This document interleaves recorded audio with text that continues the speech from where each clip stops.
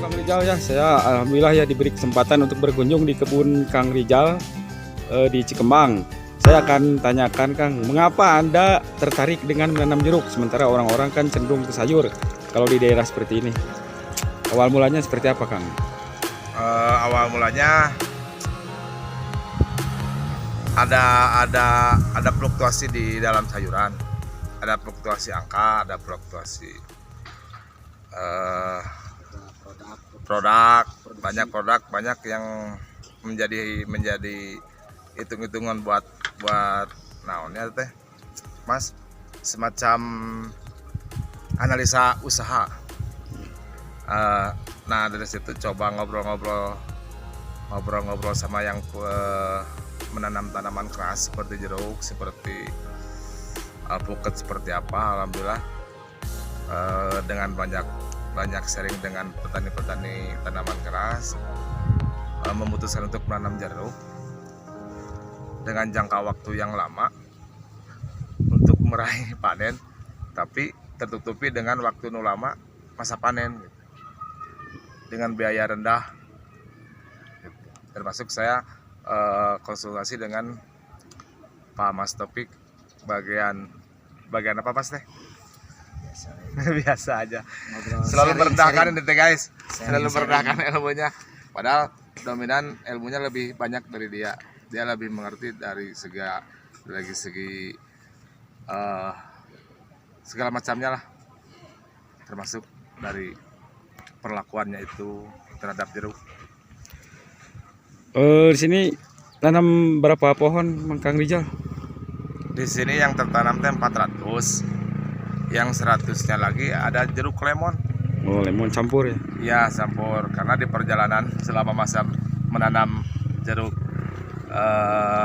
siem lah, jeruk siem, jeruk Garut istilahnya. Kalau dulu mah karena terkenalnya jeruk Garut, tapi alhamdulillah di desa Cikembang bisa tumbuh subur dan juga manis. Jeruk siem ini di tengah perjalanan ada ketertarikan ke jeruk lemon gitu. Tapi tidak merubah niat awal penanaman jeruk. Alhamdulillah sampai saat ini dengan buktinya ini seperti ini udah sisa-sisa panen orang yang petik sendiri, beli ke sini, ada hasilnya. Selama menanam jeruk kan ini belum gede ya, apa ini bisa tumpang sari dulu atau menunggu panen aja? Dan panennya berapa lama ini Kang? Ini penanaman sampai saat ini udah hampir 4 tahun. Kalau seandainya mau bertanam dari awal tanaman jeruk dengan jarak yang seperti saya ini 2,5 meter, bisa dipaksakan itu harus bisa tumpang sari. Kenapa? Karena di situ ada perlakuan pupuk buat tanaman sayur. Jadi jeruk juga ke pupuk lah seperti itu. Jadi sampai 2 tahun 3 tahun, malahan ini sampai 3 tahun bahkan masih ada tanam seperti tanaman bawang itu masih ada. Cuman ini teh akhir tumpang sari waktu ini. Udah akhir ya, karena udah rimbun ya. Ya sudah rimbun, sudah tinggal memetik hasilnya lah. Orang sudah mah mulang taman aja loh. Awalnya ini pribadi atau program atau gimana Kang? Pribadi. Awalnya pribadi. Alhamdulillah ibu saya ada lahan, saya tanami jeruk gitu. Nah ini selama menanam ini pemeliharaannya seperti apa nih Kang? Pemupukan ataupun penyemprotannya? Kalau pemupukan kadang-kadang setahun teh di saat ada buat mumpuk, kalau nggak ada nggak apa-apa. Kalau masalah pengobatan saya nggak cenderung banyak memakai kimia karena takut ada efek, dan dari awal juga ini teh pengen teh jadi jeruk yang organik lah. Oh, sehat ya. Ya, yang sehat, jadi konsumsinya aman, nggak ada efek samping. Seperti itu. Terus perlakuannya mah ya begitulah, paling penyetekan. Jadi kalau ada ranting-ranting yang nantinya bentuknya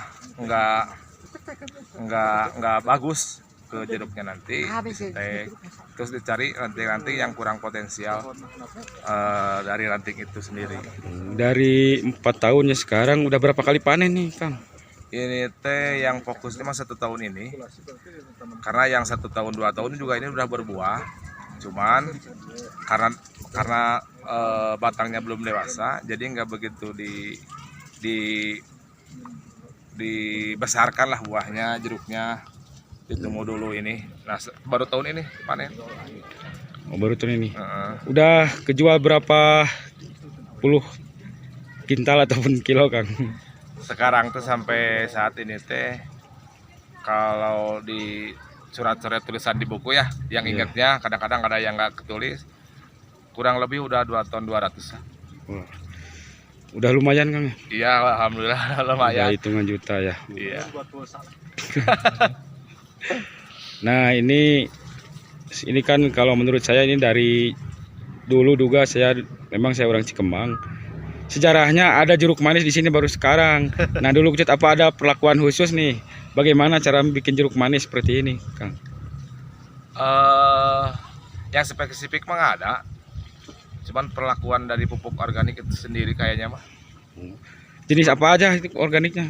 Pupuk kandang ayam, pupuk kandang kambing, air urin kelinci. Yang ada di sekitar sini. Ya, yang ada di potensi masyarakat sini lah. Enggak begitu spesifik apa gitu buat manis, enggak. Semua itu aja ya. Iya. Atau mungkin jenis jeruknya, jenis apa aja nih, Kang? Ini tuh jeruknya jeruk siem keprok Garut. Oh, jeruk Keprok Garut. Oh, iya. Mungkin di sini akan berubah nama menjadi Keprok Cikembang ya. Nah, itu mudah-mudahan itu harus dibantu sama semuanya, biar jadi apa namanya teh, jadi jeruk teh nggak terpaku Garut, nggak terpaku daerah yang panas, daerah yang seperti apa. Ternyata di daerah yang tropis lah, dikatakan tropis, di Cikembang juga bisa tumbuh.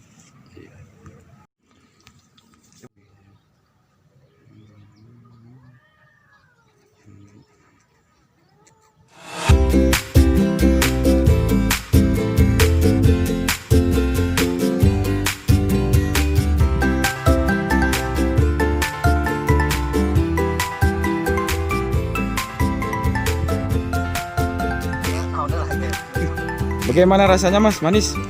Waduh, semanis orangnya, Mas. Saya akan tanya nih, Mas ya. Ini bersama Mas Topik ya. Saya dipertemukan di sini di kebunnya.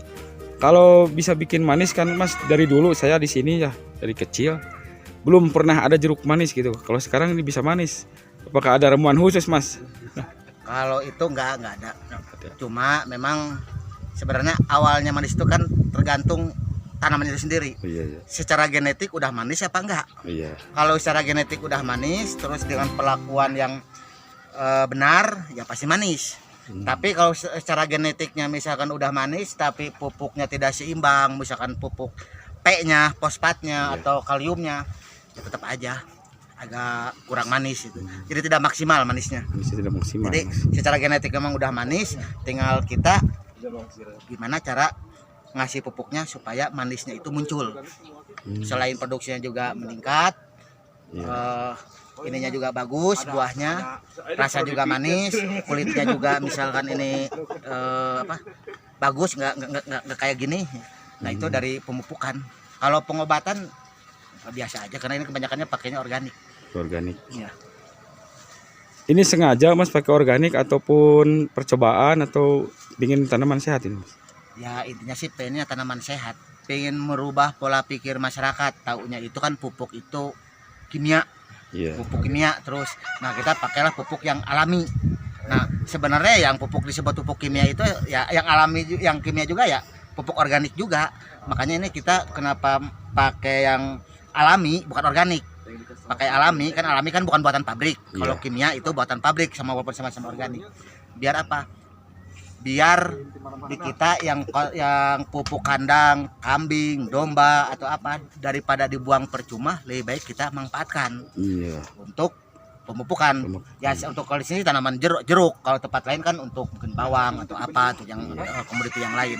Cuman kita biar ngasih alternatif ke petani, oh pakai yang pupuk alami pun kenyataannya hasilnya bagus juga. Di samping Jadi lebih bisa terjun. ngurangin penggunaan Iya. biaya produksi lah. Iya, mengurangi biaya Pupuk produksi, Mas. Keuntungan pakai organik itu apa saja nih? Manfaat kepada tanamannya. Kalau secara ininya sih sederhananya, satu biaya irit Iya. untuk yang pemilik jeruknya, yang nanam biayanya irit. Yang kedua pupuknya kan porositasnya di tanahnya kan lebih baik. Terus ininya apa? Kedaya tahan tanamannya juga lebih baik dibanding kimia. Karena apa? Karena pupuknya kan berimbang. Kalau yang alami itu berimbang. Makanya hama tetap ada tapi nggak terlalu banyak. Karena apa? Karena daya tahan tanamannya itu sendiri, imunitasnya udah ya lebih baik, lebih maksimal. Jadi biaya untuk penyemprotan hama atau penyakit nggak terlalu banyak, hanya sekedarnya aja.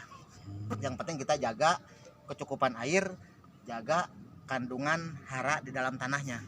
Karena yang utama itu bukan tanaman yang sehat dulu, yang utama itu tanahnya dulu disehatkan. Tanahnya dulu disuburkan. Nggak mungkin tanaman ini subur kalau tanahnya tidak subur.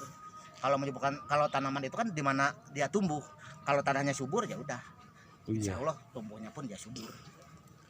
Ya, terima kasih Mas penjelasannya. Ini ya Mas ya, Kang, sekarang kan lagi gencar penghijauan nih. Sementara orang-orang belum tahu ya bahwa jeruk itu seperti tadi lah, manfaatnya banyak dan juga nilai ekonomisnya. Nah, bagaimana motivasi pada teman-teman kita yang petani gitu loh untuk menanam jeruk? Ya ini awalnya kan makanya ngobrol dengan Kang Rijal ini, bisa nggak kita merubah pola pikir pertanian di kita, petani-petani kita. Tahunya di kita itu kan tani itu 4 komoditi, walaupun ada yang lain, kentang, wortel, bawang, sama kubis. Ya walaupun ada mungkin cabai atau mungkin tomat yang lain, tapi yang paling besar itu kan 4 komoditi itu. Nah tahunya itu kan di kita itu panen sekarang 3 atau 4 bulan ke depan, nanam sekarang 3 atau 4 bulan ke depan panen, nanam lagi, panen lagi, nanam lagi, panen lagi, berangkat pagi pulang sore. Nah kita bisa nggak merubah sedikit-sedikit walaupun komoditi itu tetap ada, nggak ditinggalin, tapi nanam sekali panennya berkali-kali. Kan kalau jeruk ini kan bisa sampai 9 atau 10 tahun ke depan.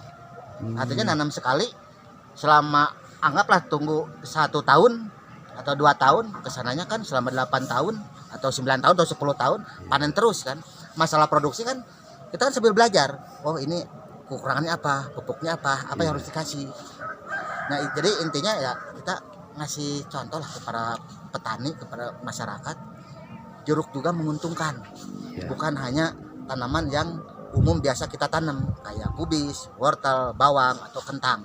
Masih ada komoditi yang lain. Terus sisi yang lainnya juga ini kayak rumput ini kan kita bisa melihara kambing atau domba atau mungkin angsa atau apa gitu. Yang jelas ini biaya perawatannya kalau udah seperti ini kan nggak terlalu besar. Cuman dikasih pupuk kandang, entah kotoran ayam, apa kambing atau domba, ya udah. Yang lainnya kan di sini bisa nanam cabai atau yang lain, tetap aja masih ada. Cuman mungkin kalau kentang enggak, tapi di situ kan ada bawang, ada apa yang lain gitu. Jadi tidak jeruk semua. Tapi kalau tanaman yang lain kan nggak mungkin ada jeruk. Tapi kalau tanaman jeruk kan ada bawang, mungkin ada cabai keriting, cabai rawit atau tanaman yang lain. Di situ nanti mungkin ada apa stroberi, ada apel. Kita juga rencana mungkin menanam apel juga. Apel terus kurma ke depannya. Tapi untuk saat ini apel sama ini anggur. Kita mau nyoba juga nanam. Mudah-mudahan ke depannya ada lah hasilnya. Ya, terima kasih penjelasannya Mas. Jangan sampai petani menangis gara-gara angkol murah, wortel murah, dan murah. Ya justru Mas, ya. itu Taunya kan kalau nanam itu kan 3 hal ini kan susah diprediksi. Produksi kadang naik, kadang turun. Iya. Terus yang kedua biaya pengobatan, perawatan. Pestisida itu kan naik terus. Iya. Turunnya jarang. Iya. Kebanyakan tuh naik. Yang ketiga harga kan naik turun. Ini 3 itu kan nggak bisa diprediksi. Ya walaupun jeruk juga ada naik, ada turun. Ya semuanya juga sama. Cuman setidaknya kita bisa antisipasi lah di saat harga murah jeruk kayak mana. Gimana jalan keluarnya ya bila perlu ya kita bagiin aja. Oh. Biar kalau jeruk besoknya baru beli. Juga kurang, pemumpukannya juga kurang. Iya. Seperti tanaman-tanaman sayur lainnya. Jadi lebih ekonomis lah. Tapi kalau udah begini, kalau baru nanam kan orang melihatnya juga Malas. nanam jeruk. Emang di sini tumbuh, ya udah tumbuh, emang bakal manis. Ya justru itu, makanya kita nanam jeruk sambil belajar. Jadi intinya sih bukan nanam jeruknya, nanam visinya ke depan. Jadi lahan ini tidak melulu yang 4 komoditi itu kan masih ada tanaman yang lain yang bisa kita budidayakan bermacam-macam. Itu intinya. Jadi memanfaatkan lahan daripada petani sekarang harga hancur kayak kubis gunung kan bingung. Ujungnya kan gunung juga rusak sana sini rusak. Ya kita kalau itulah bukan di wilayahnya kita tapi setidaknya kita bisa membuktikan ke masyarakat ini juga bisa. Bukan hanya komoditi yang biasa ditanam. Ini juga menghasilkan. Ini juga bisa jadi sumber penghasilan kita. Ya, terima kasih Mas. Semoga nih dengan tanaman jeruk miliknya Kang Rijal menjadi inspirasi bagi teman-teman petani yang lainnya. Iya. Ya.